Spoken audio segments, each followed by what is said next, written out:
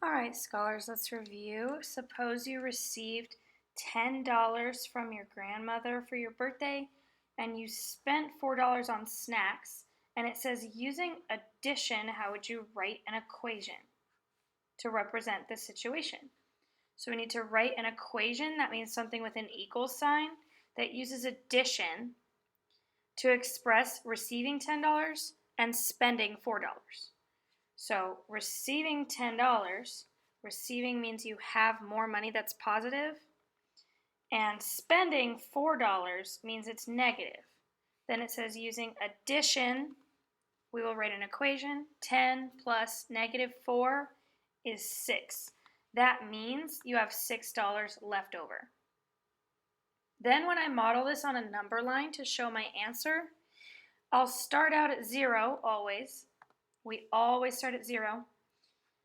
Then I model this 10 by going 10 units to the right. 1, 2, 3, 4, 5, 6, 7, 8, 9, 10 lands me here. Lastly, I do negative 4 the other way and I see where I land. So I landed here at 10. I'm going to go 1, 2, 3, 4 back the other way, and I land at 6, just like my equation shows. Now I'm going to move on to the bottom, modeling addition on a number line. And I'm going to check to make sure that my steps make sense. We always, always, always start by placing the tail of the arrow on 0.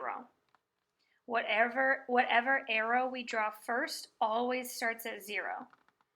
Then we draw the arrow 2 units to the left of 0 because we're modeling negative 2 and 3.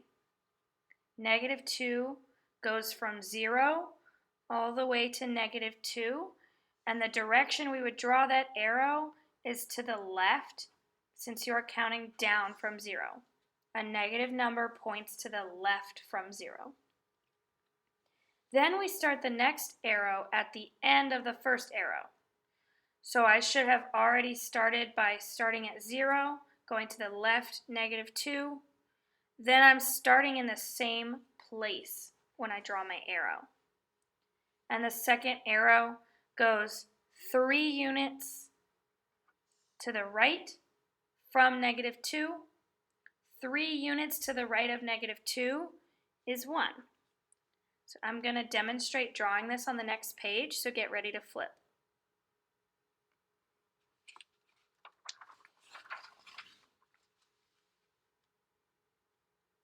We would have started modeling negative 2 plus 3 at the 0. We always start at the 0. And our first arrow goes negative 2 and stops at negative 2. Then our next arrow goes positive 3 and we land at 1, so we circle it to let us know that negative 2 plus 3 equals 1. That's our stopping place. Now we're going to repeat this for 3 plus negative 2. I always, always, always, always start at 0. Then I do each of the numbers and I circle the place where I land.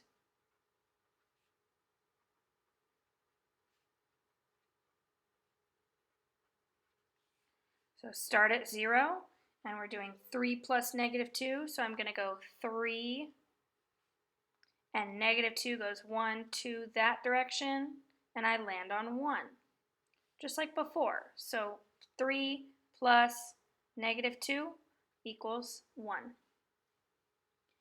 Then this asks us, what can you say about the sum of negative 2 plus 3? Oh, let's pause. Go back and look. We added together negative 2 plus 3. What did we get for our sum?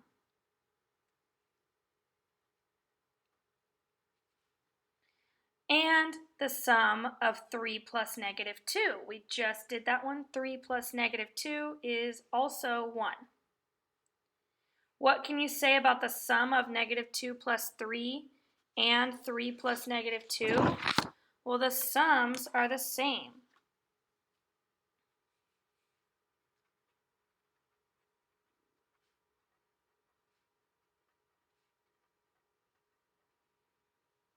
They both equal 1. Then this says, does the order matter when adding numbers? Why or why not? Does order matter? Can I add -2 plus 3? Or flip it and say 3 plus -2 and still get the same number? Yeah, I still get 1 for both answers, so the order doesn't matter. The order doesn't matter. Adding is commutative.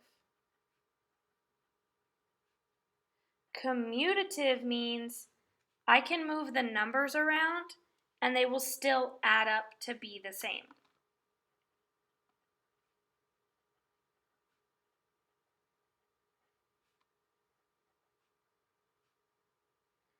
Just like if you commute to work, that's when you're moving from your home to your work, you take a commute. Commutative means that I move around the numbers and the sum is still the same.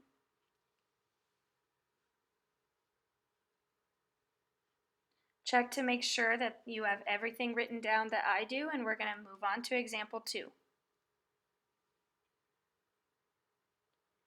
Example 2 is expressing absolute value as the length of an arrow on the real number line. What is absolute value again? Go ahead and pause the video and flip to your notes from yesterday where we talked about what absolute value is.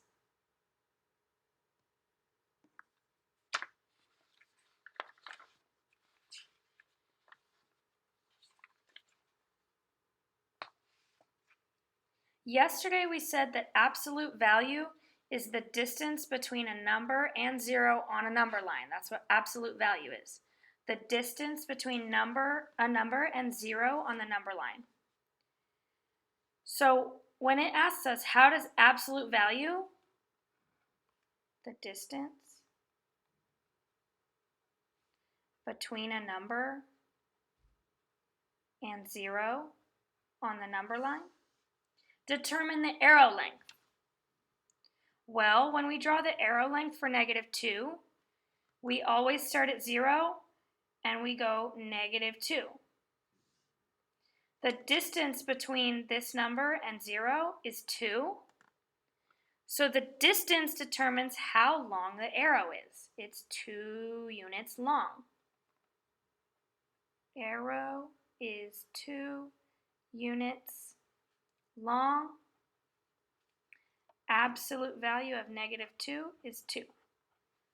So the absolute value, the distance from 0 to the number, tells us how long our arrow is going to be when we draw it. And it goes to the left because it's a negative number. Get that written down and flip the page.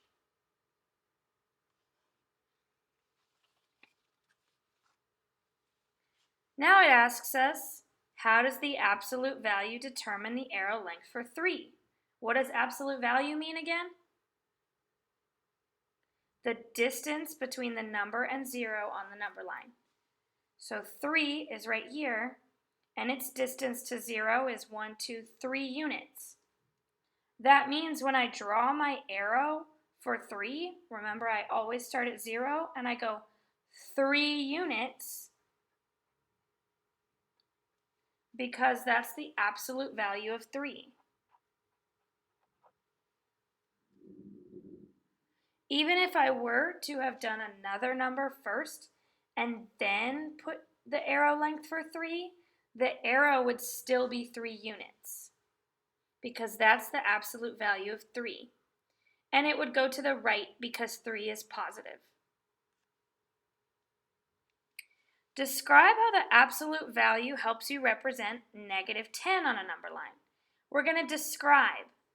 So -10, the absolute value, just like we did, I want you to write a sentence, though, about how you know the absolute value tells you what to do on your number line.